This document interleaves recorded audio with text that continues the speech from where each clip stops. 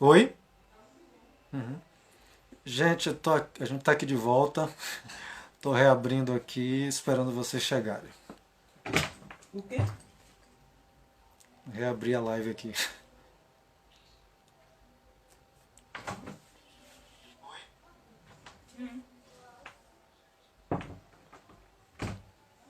Oi, Raiele, um abraço.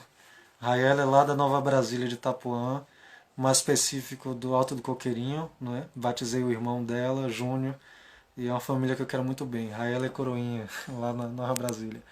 Um abraço. Oi, Jorge. Oi, Silvinha, um abraço pra você. Vou fixar aqui, gente, uma mensagem só pra quem tá aí que não pegou o primeiro momento.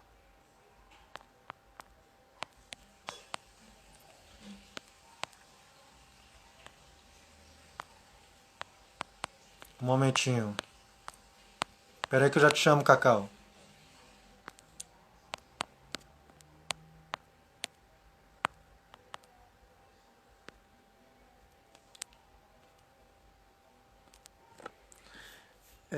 Então, vou chamar o Cacau aqui.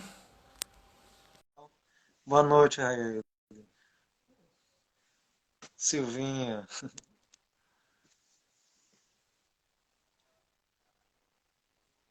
Deixa a Cacau entrar aí.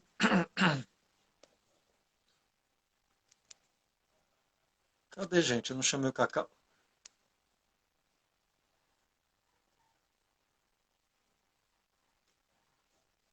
Ô, Marquinhos, um abraço.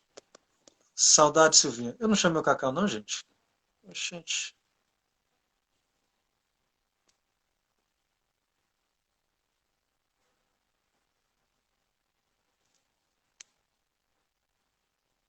cadê você, Cacau?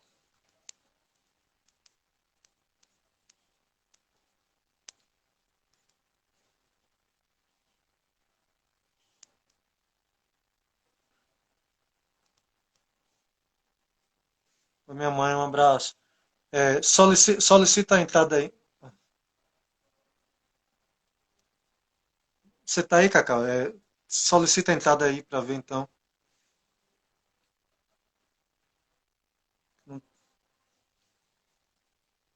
Oi, Lívia. Saudações quilombolas. Um abraço para você. Estávamos aqui falando sobre o pensamento teológico de Shaw, que falou sobre a, a igreja, né, e participação social, entrada no mundo da política, se comprometer com o mundo dos pequenos, aqueles que necessitam de amparo, de proteção, de articulação política. Lívia faz isso muito bem lá em São Brás, né, Lívia? Um grande abraço para você. Cacau, eu chamei de volta só para então pegar algo aqui que Jorge trouxe. Richard Shaw é o teólogo da revolução. O que essa palavra revolução ainda tem a nos dizer nesse momento? É, segura aí que a gente responde. Enquanto esse Cacau pode ir pensando aí, viu, Cacau? Eu vou falar o que está aqui na minha mente enquanto isso. É, eu fiquei pensando a importância de um cara como Shaw, né, que consegue articular uma geração, né? É, a gente tem carência de poder articular geração de pensadores, de pastores, pastoras, de líderes comunitários a partir da fé cristã, não é? Um pouco porque esse mundo das nossas igrejas protestantes está com a realidade de formação deficitária, né, no sentido de estruturas com dificuldades, mas pensar de que modo que a gente pode articular gerações, não é? Que que tenham esse viés, o que reinaugure, o que renove, né?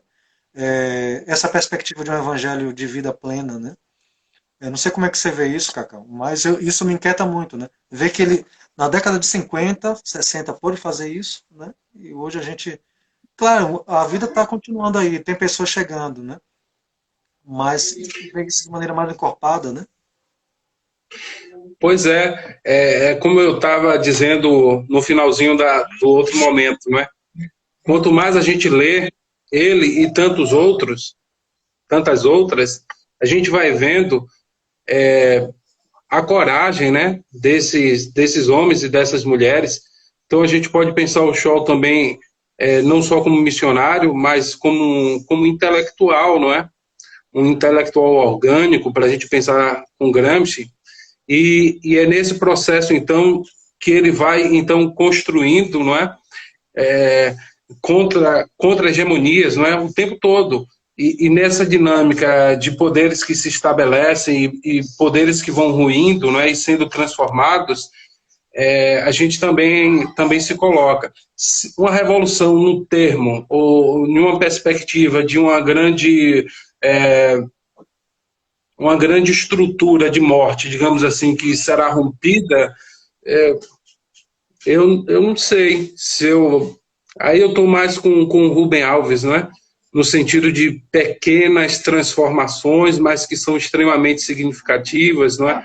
Não mais o mundo todo, talvez o meu quintal, a minha escola, a minha família, o meu bairro, mas seja onde for, acreditar e se colocar como um agente de transformação, não é? Porque, como diria o próprio Shaw, quem foi surpreendido pela graça não pode se calar, não pode não desejar ter uma vida frutífera que de fato anuncie o reino de Deus, não é? Então, nesse sentido, Adriano, que seja revolução, se é esse termo, mas que não falte poesia, que não falte sensibilidade. Aí eu insisto, nesse aspecto eu tô mais próximo do Alves, né? Do Rubem Alves. Eu queria pegar essa sua fala, lembrando o Rubem Alves, para poder responder a Jorge um pouco, né, sobre a questão de revolução, o que é que isso dá a pensar ainda. Você tá falando um pouco, eu acho, a partir da fala de Rubem Alves também naquele documentário que a Faculdade Unida produziu, né, com aquela geração, que é essa geração formada aí também por Shaw, que se viu diante da ditadura, né, e tudo mais. Rubem Alves tem uma fala ali que é doída, né, muito doída. Todos eles têm falas doídas, mas Rubem Alves fala da questão da perca da esperança, né? Ele está ali no final da vida e ele disse, não, a gente pensava da igreja, né? A gente passou para a rua, né? Foi para as instituições, tal, tal. Hoje é o quintal, né? Deus, cuidar do quintal, Deus é o quintal, cuidar do quintal, esse é o caminho. A gente perdeu essa largueza de esperança, né? E aí quando o Jorge fala o que é que dá a pensar a questão da, da palavra revolução hoje, eu acho que essa palavra precisa ser gestada a partir um pouco desse tempo de hoje, que são microconfigurações de lutas, né? Pequenos grupos que se articulam para lutas e que se encontram em determinados momentos e promovem revoluções, né? Então, seria, eu acho que o nosso poder, nosso pensamento teológico nesse momento deveria, e pensando também em Rubem Alves, né, essa fala do quintal, suscitar essa vida de pequena comunidade, como é hoje as nossas igrejas, pequenas comunidades, abertas, né, transcendentes à cooperação, que possam gerar mudanças sociais. Nós não temos hoje um grande potencial, digamos assim, para uma instituição sozinha gestar uma revolução como desejássemos, digamos assim. Mas pensar essas nossas comunidades como nessa gestação de futuro que Jorge fala, numa revolução que é das pequenas articulações, né? Da vizinhança, dos grupos de bairro, né? As associações de bairro, enfim, na verdade sempre foi assim, não é? Porque a gente está acostumado hoje com uma igreja de mídia, né? As mega igrejas, né? Que falam a grandes plateias, mas a revolução começa ali no pequeno, né? Está no punhado, o que é importante está na palma da mão, né? É pequeno ali que a gente tem que cuidar, né? A gente tem que cuidar. É da mulher que vai varrer a casa para procurar moeda, né? Do pastor. Diga. Não, e como esse contexto de pandemia revela para a gente justamente essa dimensão do micro, né? Do micro. Também. Sim. Como isso é importante, não é? Como às vezes o cotidiano da gente interrompido com tantos compromissos, mas como esse jardim, como esse quintal também é significativo, né? Não pode ser esquecido. Não é a dicotomia de ou isso, não é? Ou o quintal ou tal coisa. Essas dicotomias nos prejudicam. Eu acho que tem que ser o quintal e a rua, né? Exato. Tem que ser a casa e a rua. E entre a casa e a rua tem a janela, tem uma síntese, não é? É esse que tem que ser o nosso lugar, talvez, né? É bonito isso. É, eu vou só encerrar o que eu estava falando, as imagens, e vou pegar aqui o que alguns amigos estão falando, tipo Paulo e outras pessoas aqui.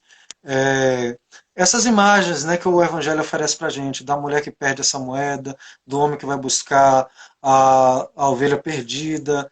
Né, o Ratzinger tem um texto que ele fala, olha, a igreja do futuro, sei que tem gente que não gosta dele, né, mas tá dizendo assim, a igreja do futuro vai ser a igreja é, que, tipo o grão de mostarda, né? Ele é pequeno, mas produz uma árvore né, com galhos que pode abrigar os pássaros, né? Essa igreja, a igreja do futuro vai ser uma igreja assim pequenina. É, então pensar isso eu acho que é importante. Vou pegar aqui a fala de alguns amigos, né? Primeiro um abraço para a professora Patrícia, né? Eu acho que Paty Martins é ela, né? Foi minha professora no Oxal. Prazer rever, Adriano, rever você, sempre dedicado e competente. Obrigado, prof. Se eu não pegar algum, gente, desculpe, viu? Porque é muita coisa. Mas aqui, deixa eu pegar a fala do Paulo aqui. Eu moro em um dos estados mais desiguais economicamente falando. Acho que não deveríamos perder isso do horizonte nunca, ainda que as outras faces da opressão sejam, sim, importantes. É, teve outras coisas aqui que estaram. O Cláudio Filosofia falou princípio, esperança, Ernest Bloch. Paulo ainda disse: estou de acordo com a ampliação dos sujeitos ocorrida no interior da teologia da libertação, gênero, sexualidade, raça, etc. Mas me incomoda muito que deixemos de enfatizar a expoliação econômica. É interessante isso, Paulo, né? Eu não sei como é que você vê, Cacau, se a teologia, as igrejas têm deixado de lado essa questão da expoliação econômica, ou se tem dito dessa expoliação econômica a partir desses sujeitos, né? Esses sujeitos empobrecidos, né? Eu acho talvez isso. Talvez quem deixa de lado, né, a questão da expoliação econômica seja justamente quem não fala desses sujeitos, né? Como é Pois que é. você vê isso, Cacau? Pois é, esse compromisso que a gente precisa ter com o outro, né? Os outros, claro, por um lado, essa voz nossa de denúncia profética, mas como lembraram aí da esperança, a dimensão profética também precisa do anúncio, né? Então, a gente vai se movendo e se enchendo aí com utopia para denunciar estruturas de morte e do grande ganancioso e do lobo vestido de cordeiro no espaço eclesiástico, mas a gente não pode ir esquecendo também experiências bonitas, não é? O Paulo está lá, faz parte da Batista do Pinheiro, com a turma lá, com a Ródia, com o Wellington, uma equipe muito boa. Aí em Feira de Santana, não é? As experiências também não só da Anglicana, da IPU também, mas também a figura de Jorge Neri ali na universidade, não é? Uhum. Então, são o Joel em Salvador, não é? Batista Nazaré, também nos alimenta. Então, é isso. Por um lado, tem o projeto de morte, mas isso também não deve desestimular a gente para enxergar que está acontecendo ebulições, não é? Efervescências de vida em todo lugar, dentro e fora da igreja, às vezes bem mais fora da igreja, né? Quero mandar um abraço aí para Lenira e Gilson, né? O diácono querido lá do Vale dos Lagos e minha diaconisa querida. Amo esse casal. Um abraço para vocês, viu? Eu quero E o pão tem que voltar. ser nosso, né, Adriano? E o pão tem que ser nosso, né? E o O pão tem que ser. pão, Exatamente. não é? Deus O ditado que a abençoe. gente tem aqui, o ditado que a gente tem aqui, farinha pouca, meu pirão primeiro, né? Eu tenho. A farinha não é pouca. não é? Está concentrada na mão de poucas pessoas. Essa é a questão, né? Uhum. Tem pirão para todo mundo, ou deveria ter, né? Exato. Mandar um abraço para Cássio, né? Reverendo Cássio da EPU aqui em Feira, que está aí na live, chegou, mandou uma saudação para a gente. E eu quero fazer um registro histórico aqui. Eu iniciei esse segundo momento falando também o padre Edmilson Generino, que entrou aí. Desculpa, viu, gente? Muita gente vai entrando, a gente vai da Igreja Católica Brasileira. Sim, eu iniciei falando sobre minha preocupação na questão da formação, né, de geração. E aí, Jorge falou que a gente precisa manter isso como importante, né, como algo importante que a gente tem que assegurar. E eu queria fazer esse registro histórico de Jorge na Feira de Santana, como um pouco esse camarada que é esse sopro, né? Que faz como Shaw, nesse sentido de botar a galera para cavalgar no vento, né? No furacão e ir, não é? É, faz com tenta articular essa questão de geração, né? E aí eu digo, você foi aluno dele, não é isso, Cacau? Sim. Eu estou vendo que uma galera que está aqui acompanhando a live foi aluno de Jorge. Eu não fui aluno de Jorge, não tive esse prazer de ser aluno de Jorge, mas eu chegando em Feira de Santana encontrei Jorge aqui, né? Como um herói da resistência, né? Empunhando bandeira e subindo a cidade de canto a canto, né? E o descarado tem uma foto com o Shaw ainda, viu? É, é, e a presença de Jorge em Feira de Santana me alcança, né? Eu não fui aluno, venho de uma tradição católica romana, sou alcançado por esse trabalho de Jorge na cidade e me incluo numa geração aí de alunos, né? Vamos dizer assim, um aluno da vida, né? Aqui, na verdade, não é aluno, né? Discípulo Jorge. Né? O discipulado, a questão que o discipulado é de vida, né? Para além da academia. Sim. Então, eu acho que, como você frisou, né? Essa coisa vai acontecendo de alguma forma, né? Obrigado, Lenira, né? Obrigado. Estão acompanhando a live aqui em casa também, a minha esposa e meu filho. Deus abençoe vocês também.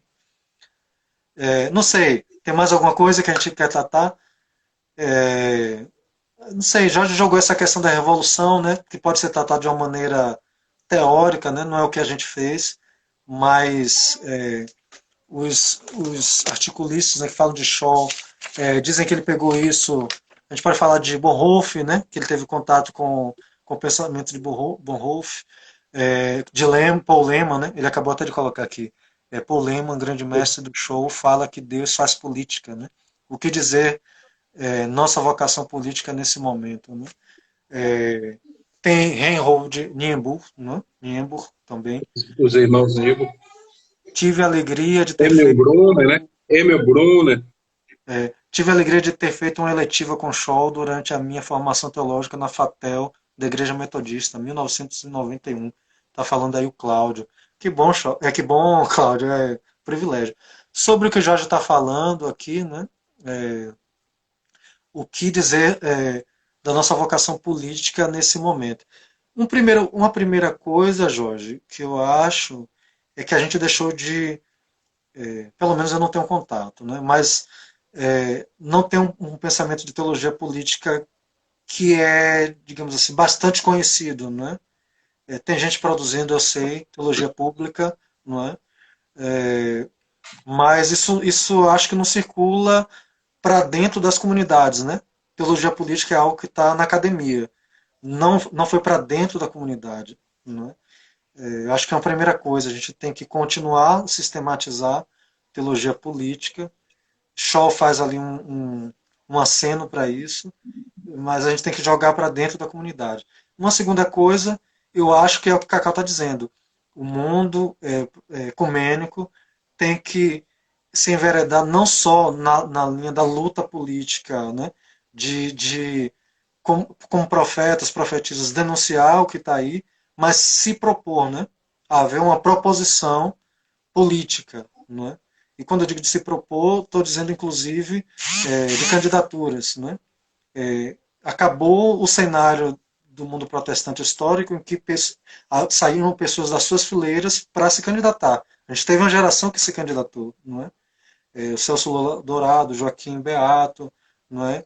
Teve outras pessoas que eu li que agora não consigo recordar, mas encerrou essa questão, né, de uma inserção político-partidária, que Shaw é do pensamento de que deve haver, né?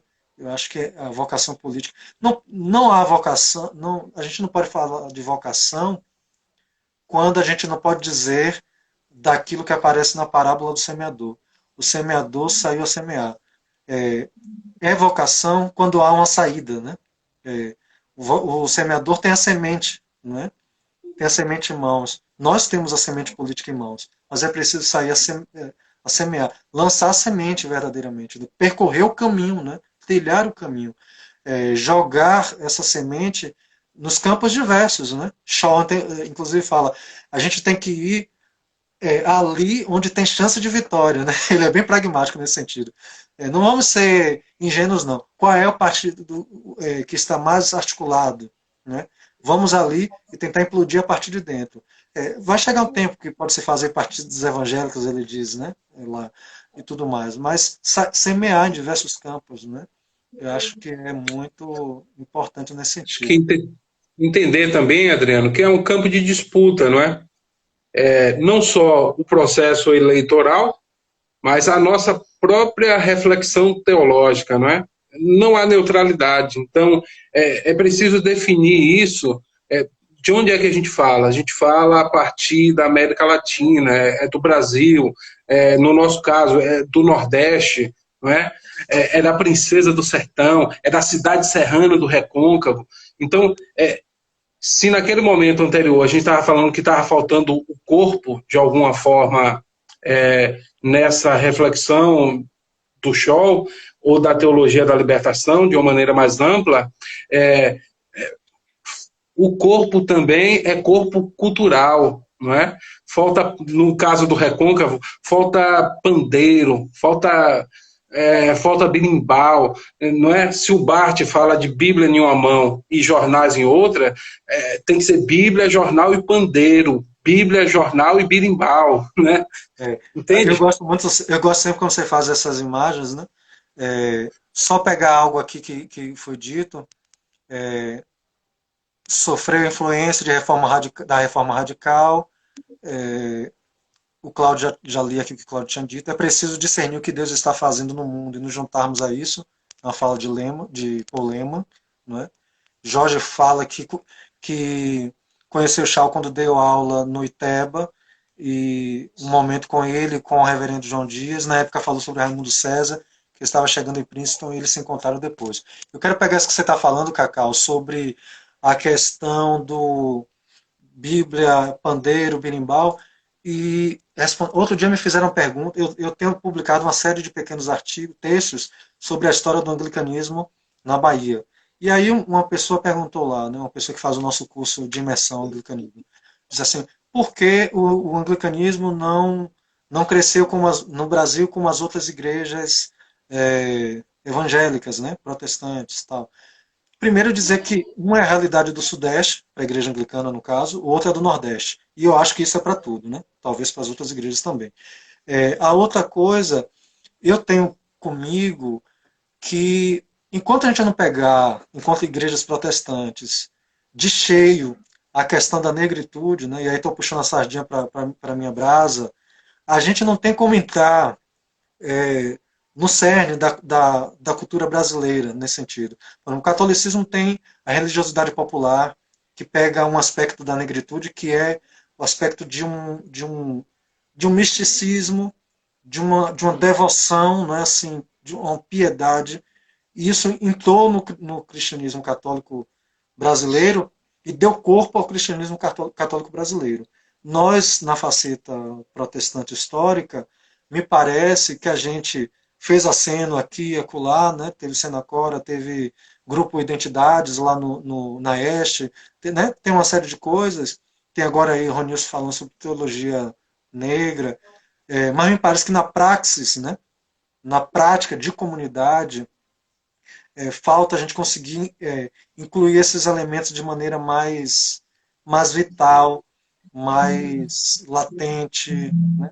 Não sei se estou falando verdade, mas essa é a sensação que eu tenho, que quando a gente conseguir entrar nesse espírito da questão da negritude do Brasil, a gente consegue.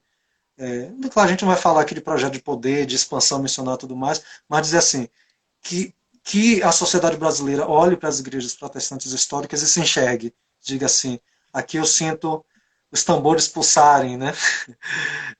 Para quem já foi ao Pelourinho e viu um ensaio do Olodum ou de algum daqueles grupos ali, começa a ouvir de longe aquelas batidas, é um pouco isso. Quem está de fora da igreja protestante histórica e olha e sente assim, estou sentindo pulsar, né? Vou lá. Diga, Cacá. Pô, Adriano, um aspecto também rapidamente importante do show, o Jorge Neri aí perguntou sobre o processo também da vocação, você citou a experiência do semear, não é? Da ação de semear, e algo também que a gente precisa pensar é justamente essa paixão missionária, não é? Que missão pode ser feita? Eu não sei no campo anglicano, não é? Mas nós da Igreja Presbiteriana Unida é uma reflexão tardiamente, mas que a gente também tá querendo fazer, não é? Ou tá fazendo. A gente já sabe o modelo que a gente não quer, colonizador, opressor, que derrama sangue, mas se o próprio Shaw, naquela década lá de 40, é um contraponto a um modelo, então que modelo também, que paixão missionária, ou como ser movido, não é? Por por uma dimensão que alguns podem falar é do campo da subjetividade, outros vão dizer, tá, pode ser da subjetividade, mas que é também socialmente construído, não é? A gente não vai discutir aqui o que é vocação, não é? Se alguém magicamente que é escolhido, ou se é um processo de socialização que em algum momento na vida alguém se enxerga e se entende professor, missionário, padre, seja lá o que for, artista, mas essa dimensão do show que teve uma paixão missionária, como a gente também pensa essa paixão não para se tornar um missionário das nossas instituições, mas eu estou chamando aqui de paixão missionária no sentido de comprometimento, né? Quando fé e compromisso parece que se tornam faces da mesma moeda, né? Uhum, uhum. O Cláudio está aqui fazendo uma contribuição interessante. A parábola do semeador é um convite para os ouvintes a sair da zona de conforto, pois Jesus conta a parábola para um público acostumado com a pescaria. Pensar fora da caixa é o desafio. É um grande desafio, não é? Porque, inclusive, a gente empreender esse discurso de pensar fora da caixa, com toda certeza a gente vai caindo em contrassensos, porque a gente está dentro de instituições e dizer de pensar fora da caixa é ao mesmo tempo a gente está é, repetindo posturas, caminhos, não é, que nem sempre são fáceis de se deslindar deles, não é? Mas eu acho que é isso mesmo, Cláudio, pensar fora da caixa, sair dessa zona de conforto, não é? Cacau, meu amigo, a gente já fez umas meia hora de live. Eu acho que é isso, né? Agradecer. Obrigado, Lenira, né? Padre Jonathan, que entrou aí, não sei se permanece. Um abraço para você, meu irmão. É, Eu mais falo uma para vez aí, encerrar que você dá continuidade aí. Então, eu quero agradecer ao seu convite, Adriano. Você é uma figura muito importante, é um parceiro da IPU de Muritiba, não é? Sempre com a gente, ajudando com reflexões e com a sua presença, que é encantadora. Então, eu sou grato por ter te encontrado no caminho. Você é uma grande inspiração. Para o Jorge Neri, eu diria que ele tem que ser candidato lá em Valente ou em Feira de Santana, não é? Sair do muro nesse sentido e disputar. Então, e quem está assistindo a gente, valeu aí pela paciência, pela comunhão, não é? De alguma forma. E vamos atualizando aí leituras e a influência de Shaw em nossa vida. Valeu. tá certo, reverendo Isaac. Um abraço para você. A gente vai disponibilizar. É, eu queria dizer que aos sábados agora eu vou. Tem algumas pessoas me acompanhando nas quintas, quartas-feiras que eu tenho feito lives mais sobre questões sociais, questões políticas, não é? Aos sábados eu vou começar a fazer umas lives sobre questões teológicas, né? Convidar amigos do mundo ecumênico. Então convidei o Cacau, não é? Já tinha feito uma com o Jorge, tinha feito uma com o padre Romano de Goiânia, um padre amigo. É, Próximo sábado faremos eu e o reverendo Cássio, né, sobre a questão dos desafios missionários da IPU e da Anglicana aqui em Feira de Santana, né, que é a pergunta que o Cacau fez, né? Como pensar a missão hoje, né? Então a gente tem um desafio concreto aqui em Feira de Santana, a gente vai dizer um pouco isso. Fiquei tentado, depois de ler Igreja e Revolução de Scholl, de propor uma nova live ainda sobre Scholl, ou talvez mais ampla, mas que Scholl esteja no meio, para falar sobre teologia política, né? Os cristãos e a política. Eu sei que esse é uma paixão para Jorge, não é? Que esse tema, mas fiquei muito tentado a partir de Scholl. E aí tem alguns nomes que eu estou aqui na mente para chamar. Eu, na verdade, tenho feito mais lives um pouco que entrevistando. Lanço as questões, o Cacau aqui um pouco. E o Cacau foi mais um bate-bola, né? Eu mudei um pouco o formato. Teologia feminista negra, Jorge está aqui chamando a atenção. Gilcélia, né, Jorge? Seria uma boa. Muito bem lembrado.